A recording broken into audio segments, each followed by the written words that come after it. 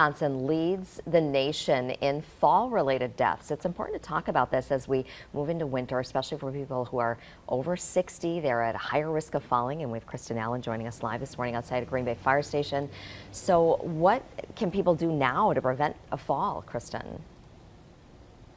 Well, the Aging and Disability Resource Center has workshops and classes that you can sign up for right now. There are different classes that focus on different things to help prevent falls. And the Green Bay Metro Fire Department says that the number of falls reported go up every year. And last year alone, it responded to 2,000 calls for falls. That means there's multiple calls every day. The Green Bay Metro Fire Department also says that ultimately half the people that they respond to for falls are transported to a hospital. Wisconsin has the highest number of fall-related deaths in the country. The ADRC partners with the fire department and other organizations to try to reduce the number of falls that happen each year through classes and also home visits to try to identify risk factors in someone's home as well. Falls can be serious and lead to further health issues, especially for senior citizens.